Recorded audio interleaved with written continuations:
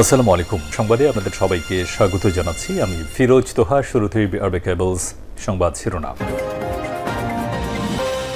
বাংলাদেশের সর্বশেষ গুরুত্বপূর্ণ আপডেট সংবাদে আপনাকে স্বাগত। শুরুতেই সংবাদ শিরোনাম, পরে বিস্তারিত।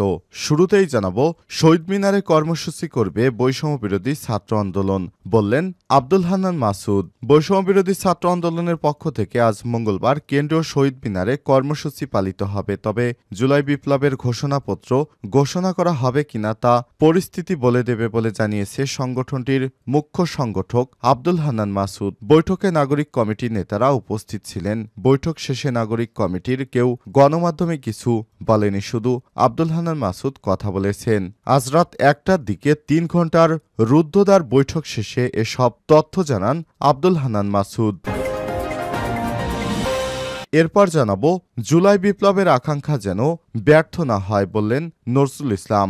৭১ বিজয়ের স্মৃতি ধারণ করে সতর্কভাবে খেয়াল রাখতে হবে জুলাই বিপ্লবের বিজয়ের আকাঙ্ক্ষা যাতে ব্যর্থ ও মিথ্যে হয়ে না যায় বলে মন্তব্য করেছেন বিএনপির জাতীয় স্থায়ী কমিটির সদস্য নজরুল ইসলাম খান।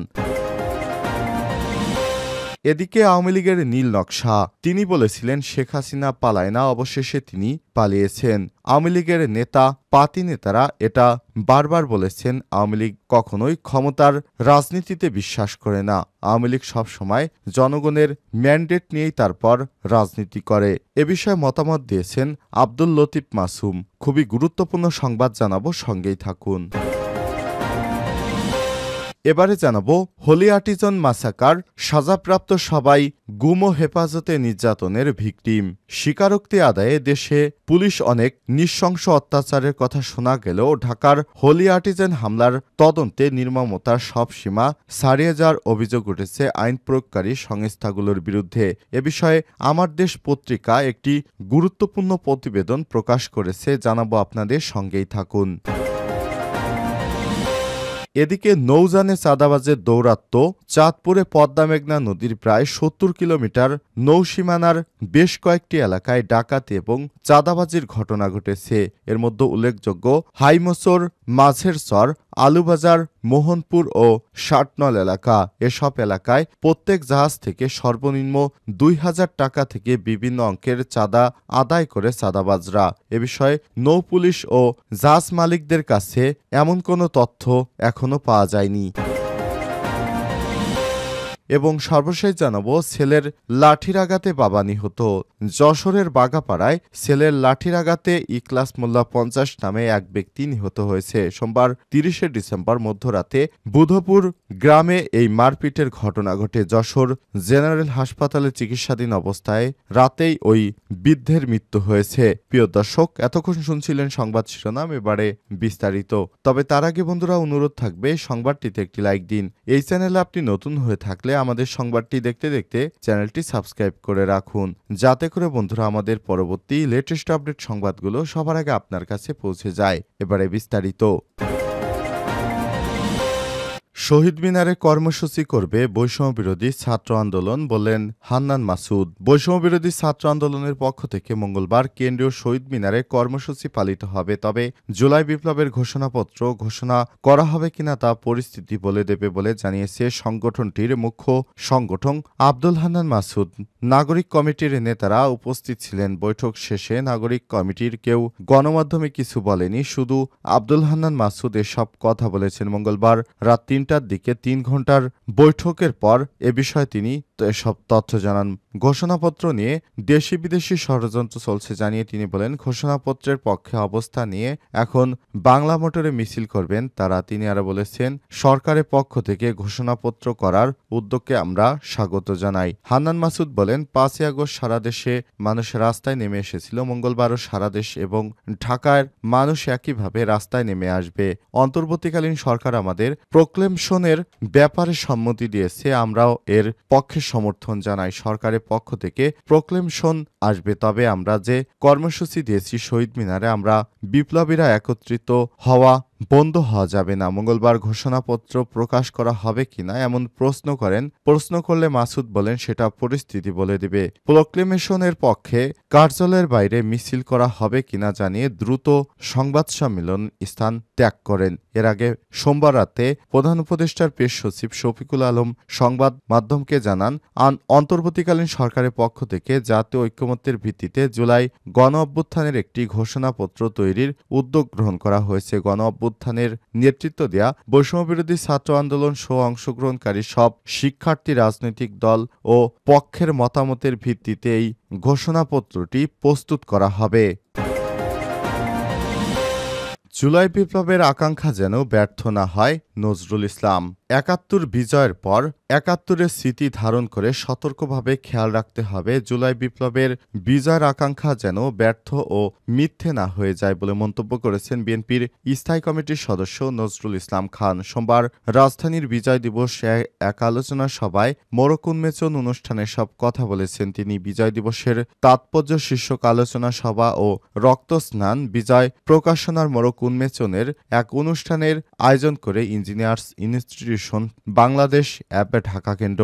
নজরুল ইসলাম খান বলেছেন, ৯০-এর স্বৈরাচার বিরোধী আন্দোলনে ছাত্র জনতা মিলে যে অভ্যুত্থানের মাধ্যমে গণতন্ত্রের বিজয় এনেছিল, সেই গণতন্ত্রের বিজয় আমরা কিন্তু ধরে রাখতে পারিনি। আমাদের মনে রাখতে হবে স্বাধীনতা যুদ্ধ হয়েছে গণতন্ত্র আর শোষণ বঞ্চনা থেকে রক্ষা করার জন্য, কিন্তু স্বাধীনতার পরও আমরা শোষণ বঞ্চনা, লাঞ্ছনা ও বৈষম্য থেকে রক্ষা পেয়েছে কিনা তা নিয়ে প্রশ্ন রয়েছে। এ সময় তিনি বলেছেন, বিজয় আমাদের গৌরব দেয় না, দায়িত্ব বাড়িয়ে দেয়। একটি সমৃদ্ধ মানবিক বাংলাদেশ গড়ার জন্য আমরা যুদ্ধ করেছি। মুক্তিযুদ্ধের অর্জনের গণতন্ত্র ফ্যাসিবাদ থেকে মুক্তির জন্য সারা বিশ্বে লড়াই হয়েছে এবং জীবন দিয়েছি আমরা। তাদের দায় শোধ করার জন্য সবাইকে ঐক্যবদ্ধভাবে সবার দায়িত্ব সঠিকভাবে পালন করতে হবে।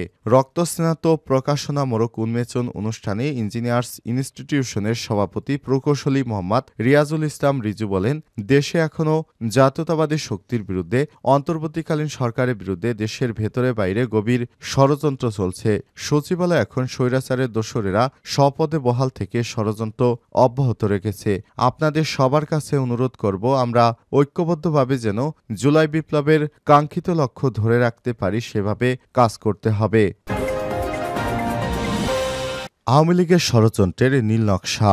শেখ হাসিনা বলেছিলেন শেখ হাসিনা পালায় না, অবশেষে তিনি পালিয়ে গেছেন। আওয়ামী লীগের নেতা পাতি নেতারা এটা বারবার বলেছেন, আওয়ামী লীগ ষড়যন্ত্রের রাজনীতিতে বিশ্বাস করে না। আসলে ষড়যন্ত্র এবং ষড়যন্ত্রই আওয়ামী লীগের ক্ষমতার নিয়ামক। ১৯৪৯ সালের ২৩শে জুন তাদের জন্মকালের ঘটনাও নানা ষড়যন্ত্র, মিথ্যাচার ও প্রতারণা স্বাক্ষর। আওয়ামী লীগের প্রতিষ্ঠাতা সাধারণ সম্পাদক শামসুল হকের অসুস্থতা হওয়া এবং অন্তর্ধান যে ষড়যন্ত্রেরই অংশ, সেটা তখন রাজনৈতিক অঙ্গনে প্রতিষ্ঠা পেয়েছিল। পরে যিনি তার স্থলাভিষিক্ত হন তিনি আর কেউ নয়, আমাদের খোকাবাবু।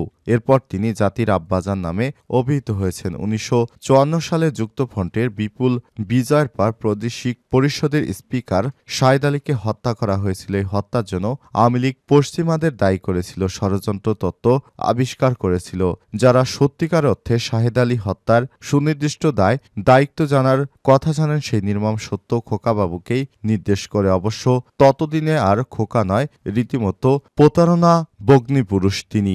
আওয়ামী লীগের বলে বেড়ায় ১৯৫৪ থেকে ৫৬ সময়কার পাকিস্তানি ষড়যন্ত্রের সরকার ওঠানামা করেছে, অথচ আওয়ামী রাজনীতির কূটকৌশলে তখন যে সকাল সন্ধ্যা সরকার পরিবর্তন হয়েছে। মুখ্যমন্ত্রী মরহুম আতাউর রহমান খানের লেখা গোজারতের ২ বছর পাঠ করলেই আসল সত্যটি উদ্ভাসিত হবে। ১৯৬২ সালে সামরিক আইন পরিবর্তনে আইয়ুব খানের আদি আসল বুনিয়াদি গণতন্ত্র প্রতিষ্ঠিত হল। তখন পাকিস্তানের শীর্ষ ৯ নেতা বিবৃতি দিয়ে বলেছিলেন, আগে গণতন্ত্র পুনরুদ্ধার, পরে পার্টি পলিটিক্স। আওয়ামী লীগের শীর্ষ নেতা সোহরাওয়ার্দীর এই সিদ্ধান্তকে অগ্রাহ্য করে তিনি পূর্ব পাকিস্তান আওয়ামী লীগের স্বঘোষিত নেতা হয়ে গেলেন।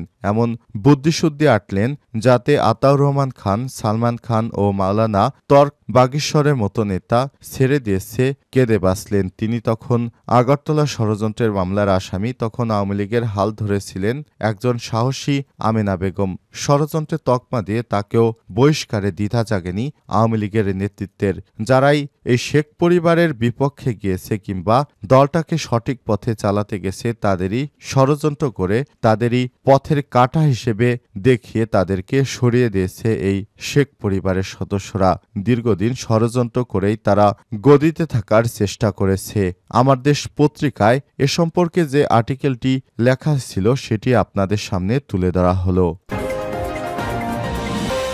হোলি আর্টিজেন ম্যাসাকার, সাজাপ্রাপ্ত সবাই গুম ও হেফাজতে নির্যাতনের ভিকটিম। 2016 সালের 1 জুলাই গুলশানের 79 নং রোডে হোলি আর্টিজেন বেকারিতে নৃশংস ম্যাসাকারে 20 জন দেশি বিদেশি জিম্মি, 2 জন পুলিশ এবং 5 কথিত অস্ত্রধারী ইসলামী জঙ্গি নিহত হয়। মামলার অভিযোগপত্রে জঙ্গিবাদের অভিযোগে পুলিশ 21 জনকে আসামি করলেও তার মধ্যে 8 জন পরবর্তীতে কথিত ক্রসফায়ারের পর্যায়ে নিহত হয়েছে। জীবিত 7 আসামিকে ঢাকার সন্ত্রাসবিরোধী বিশেষ ট্রাইব্যুনাল 2019-এ 27 নভেম্বর মৃত্যুদণ্ড দিল হাইকোর্ট। 2023 সালে 30 অক্টোবর সব আসামি সাজা কমিয়ে তাদের আমৃত্যু কারাদণ্ডে দণ্ডিত করেছে। ভয়াবহ সেই হামলায় সরাসরি সংশ্লিষ্টতার অভিযোগ এনে বিভিন্ন গ্রামগঞ্জের অতি দরিদ্র পরিবারের কয়েকজন তরুণের জবানবন্দি আদায় ক্রসফায়ারের হুমকির পাশাপাশি তাদের স্ত্রী, শিশু, সন্তান ও বয়স্ক মা-বাবা সহ অন্যান্য সদস্যকেও মাসের পর মাস